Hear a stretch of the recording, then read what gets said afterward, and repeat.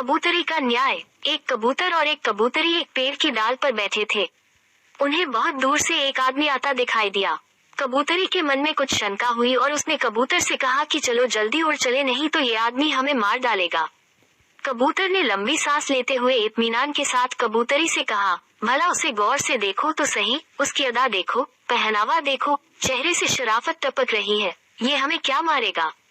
बिल्कुल भद्र पुरुष लग रहा है। कबूतर की बात सुनकर कबूतरी चुप हो गई। जब वो आदमी उनके करीब आया तो अचानक उसने अपने वस्त्र के अंदर से तीर कमान निकाला और झट से कबूतर को मार दिया।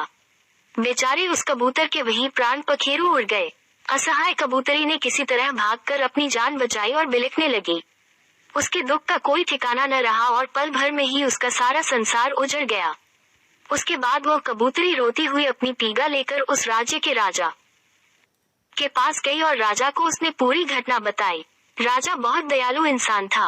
राजा ने तुरंत अपने सैनिकों को उस शिकारी को पकड़कर लाने का आदेश दिया। तुरंत शिकारी को पकड़कर दरबार में लाया गया।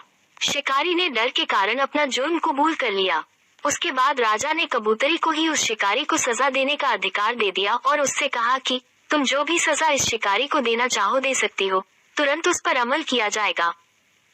कबूतरी ने बहुत दुखी मन से कहा कि हे राजन, मेरा जीवन साथी तो इस दुनिया से चला गया जो फिर कभी भी लौटकर नहीं आएगा।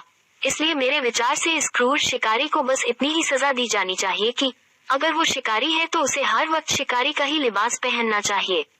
ये शराफत का लिबास वो उतार दे, क्योंकि शराफत का लिबास ओढ़कर धोखे से घिनौने कर्म करने वाले सबसे बड़े नीच और सिर्फ समाज के लिए हानिकारक नहीं होते है, बल्कि अपने कुकर्मों के फल के दंड स्वरूप अपना वंशनाश तो निश्चित ही वो कर लेगा।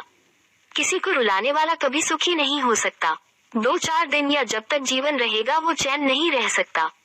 कबूतरी ने कहा, जब हम किसी को जीवन दे नहीं सकते तो किसी का जीवन लेने का अधिकार मुझे नहीं है। शिक्षा। तारागण आज के दौर में इंसानों को शिकारी की तरह न होकर सभी को कबूतरी की तरह सीधा और सरल होना चाहिए, ताकि संसार का कोई भी व्यक्ति अपना जीवन नीरस ना समझे और शिकारी की तरह सज्जन लगने वाले लोगों से हमें सावधान होना चाहिए।